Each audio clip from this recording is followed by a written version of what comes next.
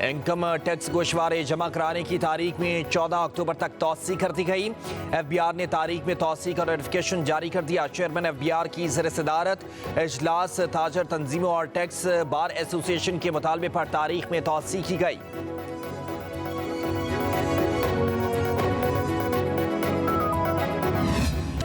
आइन के आर्टिकल 63 का केस, जस्टिस मुनीब अख्तर का 5 रुकनी लार्ज बेंच में बैठने से इनकार। चीफ जस्टिस का खत को रिकॉर्ड का हिस्सा बनाने से इनकार।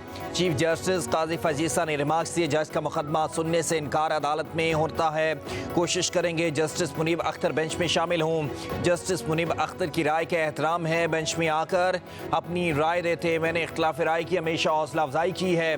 नजरसानी केस 2 साल से जायद अरसे से ज़ेर इल्तवा है। 63 का मुकदमा बड़ा अहम है। कमेटी के इजलास में किसी और जज को बेंच में शामिल करेंगे। चीफ जस्टिस ने कमरा अदालत में जस्टिस मुनीब अख्तर के खत की आखिरी सतूर पढ़ी। जस्टिस मुनीब अख्तर ने खत में लिखा, कमेटी पर एतराज की वजह से बेंच में नहीं बैठूंगा। केस सुनने से मासरत नहीं कर रहा, मगर कमेटी के बनाए गए मौजूदा बेंच का हिस्सा नहीं बन सकता।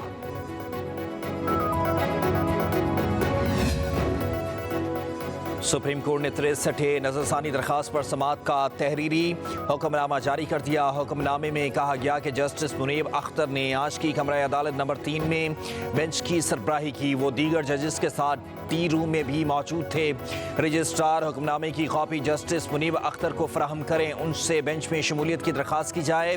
जस्टिस मुनीब अख्तर की बेंच में अदम शिरकत पर बेंच अक्सर 9 तश्कील दिया जाएगा। मुकदमे की दोबारा समाअत आज सुबह 11:30 बजे होगी। जस्टिस मुनीब अख्तर ने आर्टिकल 63 की तशरीह से मुतालिक समाअत के हुक्मनामे को गैर कानूनी करार दे दिया। जस्टिस मुनीब अख्तर ने रजिस्ट्रार सुप्रीम कोर्ट को एक और खत लिख दिया। कहा, 5 रुकनी लार्जर बेंच ने केस की समाअत करना थी। 4 रुकनी बेंच अदालत में बैठ कर आर्टिकल 63 से मुतालिक नजरसानी केस नहीं सुन सकता। आज की समाअत का हुक्मनामा मुझे भेजा गया। हुक्मनामे में मेरा नाम लिखा हुआ है, मगर आगे दस्तखत नहीं। बेंच में बैठने वाले 4 जजेस काबिल एहतराम हैं, मगर समाअत कानून और रूल्स के मुताबिक नहीं। अपना मौक़िफ़ पहले ख़त में तफसील से बयान कर चुका हूँ। हुक्मनामे पर एहतजाज रिकॉर्ड कराना चाहता हूँ। आर्टिकल 63 की तशरीह से मुतालिक नजरसानी केस के हुक्मनामे की कोई हैसियत नहीं। चीफ जस्टिस काजी फजीसा ने प्रैक्टिस एंड प्रोसीजर कमेटी का इजलास आज तलब कर लिया। राय के मुताबिक कमेटी का इजलास सुबह 9 बजे सुप्रीम कोर्ट में होगा। आर्टिकल 63 का नजरसानी केस मुकर्रर करने के लिए नया बेंच तश्कील दिया जाएगा। जस्टिस मुनीब अख्तर ने पहले से तश्कील करदा 5 रुकनी लार्जर बेंच में शिरकत नहीं की थी।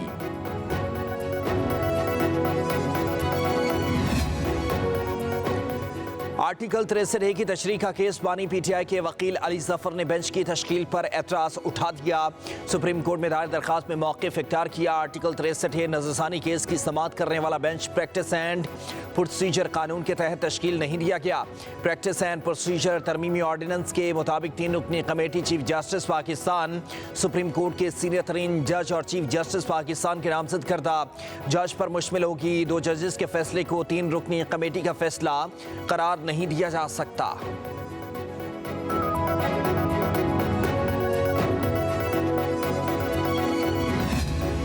पाकिस्तान की जुडिशल हिस्ट्री की तारीख पे इस कमजोरी की वजह से असर पड़ा है और अब वक्त आ गया है कि हम उसको दुरुस्त करने की कोशिश करें। हम एक आईनी अदालत बनाएं और इस आईनी अदालत में तमाम सूबे के बराबर की नुमाइंदगी हो। अदालत में भी एक ऐसा आईनी अदालत बना सकेंगे जिसमें चारों सूबों का बराबरी का नुमाइंदगी हो। जजेस की तकर्री के निज़ाम को बदलेंगे। ऐसी पार्लिमानी कमेटी हो जिसमें अपोजिशन और हुकूमत हो, वो बताएं जज कौन बनेगा। अगर इस कमेटी में अक्सरियत हासिल नहीं कर सकते तो जज नहीं बन सकते। चेयरमैन बिलावल भुट्टो का क्वेटा में पीपल्स लॉयर फोरम से खिताब। कहा, अब वक्त आ गया है कि पाकिस्तान की अदालती तारीख की कमजोरी दुरुस्त करने की कोशिश करें। पीपल्स पार्टी की तजवीज़ है कि सूबे में भी आईनी अदालतें कायम हो। पाकिस्तान का अदालती निज़ाम दहशत गर्दी के मुतासिरीन को इंसाफ नहीं दे सकता। बिलावल भुट्टो ने कहा, इस्लामाबाद में लड़ाइयाँ चलती रहती हैं, शरे इक़्तिदार में तो बड़े बड़े हाथी लड़ते हैं। इस्लामाबाद में बलूचिस्तान के हालात से मुतालिक कोई लड़ाई नहीं होती। बिलावल भुट्टो ने कहा, विफाक ने सैलाब मुतासिरीन के लिए मिलने वाला इमदादी फंड जेब में रख लिया। हुकूमत ने पेट्रोलियम मसनूआत की कीमतों में कमी कर दी। पेट्रोल की कीमत में 2 रुपए 7 पैसे फी लीटर कमी की गई। हाई स्पीड डीजल 3 रुपए 40 पैसे सस्ता कर दिया गया। लाइट डीजल की कीमत में 1 रुपए 3 पैसे फी लीटर कमी की गई। मिट्टी का तेल 3 रुपए 57 पैसे सस्ता। नई कीमतों का इतलाक हो गया।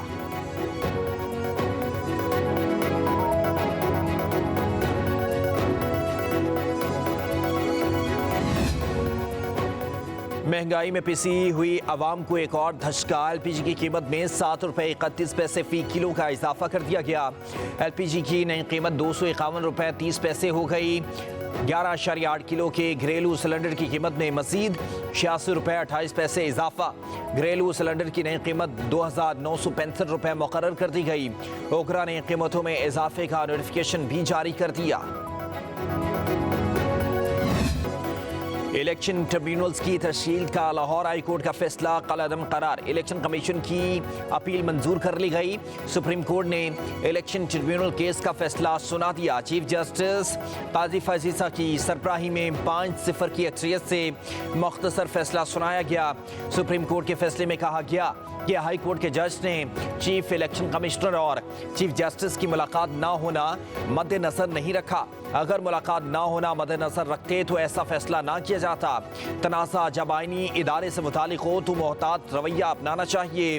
लाहौर हाई कोर्ट का फैसला बतौर अदालती नज़ीर किसी फॉरम पर पेश नहीं किया जा सकता। अदालत के तहरीरी फैसले में कहा गया इलेक्शन कमीशन आईनी इदारा है। हाई कोर्ट के चीफ जस्टिस आईनी दफ्तर का रखवाला है। फ़रीक़ैन में अगर बराह रास्त मुलाकात वक़ू पज़ीर होती है तो मामलात इस नहज पर ना पहुँचते। इलेक्शन कमीशन के मुताबिक चीफ जस्टिस के साथ इत्फाक हो गया।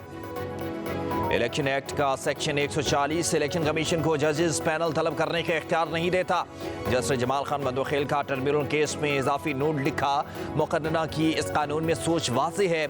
मुकर्रना ने इलेक्शन कमीशन को जजेस का पैनल मांगने और उनमें से इंतखाब का इख्तियार नहीं दिया।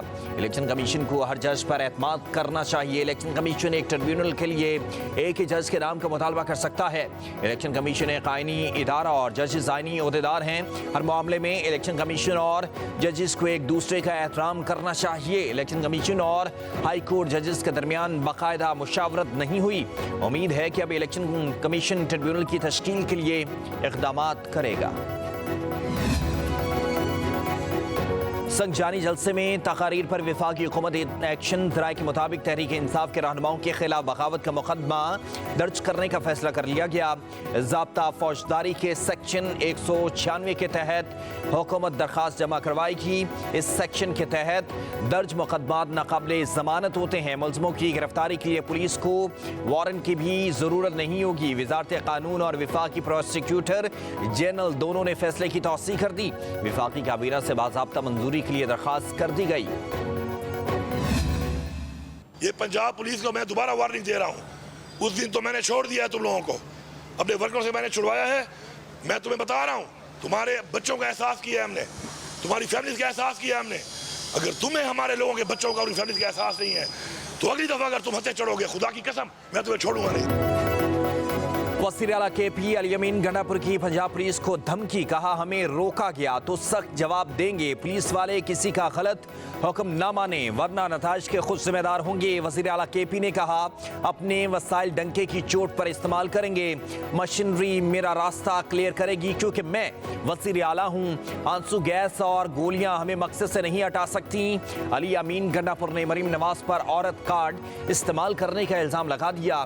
कहा PTI की खवातीन जेल में हैं, क्या वो औरतें नहीं हैं? जो भी किसी एक स्पेसिफिक फितना पार्टी के एजेंडे के खिलाफ चलेगा, वो बुली होगा, वो वकील हो, वो जज हो, तो इनके पास सबसे बड़ा वेपन है बुली करना। मैं कैटेगोरिकली जो है ये बात चैलेंज कर रही हूँ, पंजाब पुलिस में किसी के पास उस दिन गन नहीं थी। कोई मुझे PTI का बंदा दिखाएं जो जख्मी हुआ हो। 25 पुलिस वालों को जो है मार मार के धुआं कर दिया, सिर फाड़ दिया लोगों के। ये दहशतगर्द जमात है। मैं कभी भी गवर्नर राज की उसकी हमायती नहीं हूँ।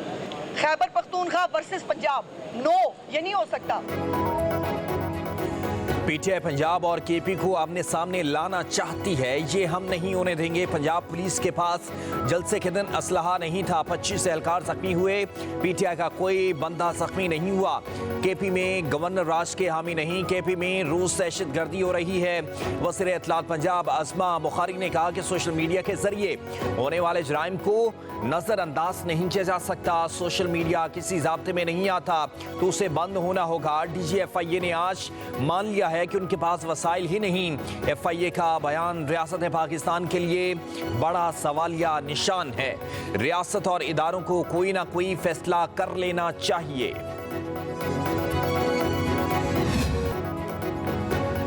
मौजूदा हुकूमत चोरी शुदा इलेक्शन के तहत आई है। आईनी तरमीम आवाम से क्यों छुपाई जा रही हैं?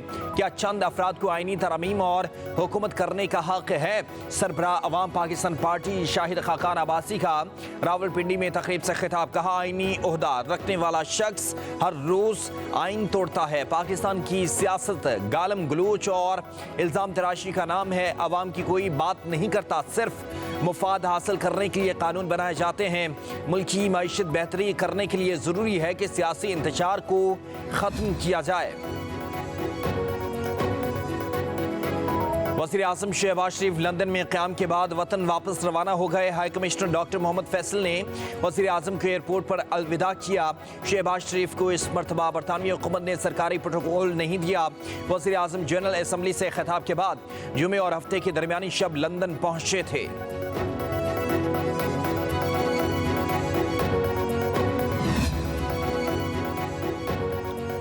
वज़ीर आज़म शहबाज शरीफ का एहसास। आलमी रहनुमाओं में शहबाज शरीफ की तकरीर सबसे ज़्यादा देखी गई।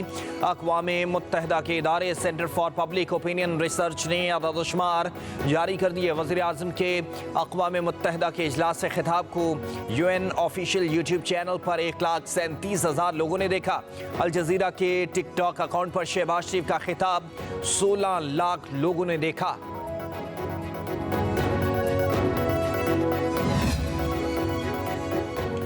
वज़ीर आला पंजाब मरीम नवाज का एक और वादा पूरा। होनहार स्कॉलरशिप प्रोग्राम की रजिस्ट्रेशन शुरू। सालाना 19,000 तलबा को स्कॉलरशिप दी जाएगी। 8 साल में 130 अरब रुपए के वसाइफ फराहम किए जाएंगे। आइंदा 4 सालों में 1,20,000 तलबा मुस्तफ़ीद होंगे। वज़ीर आला पंजाब ने कहा कि होनहार स्कॉलरशिप प्रोग्राम का आगाज़ अहम संग मील है। मुस्तहिक़ और होनहार तलबा के लिए मयारी तालीम तक रसाई यकीनी बनाना होगा। होनहार स्कॉलरशिप नौजवानों की आला तालीम के ख्वाब पूरे करेगा।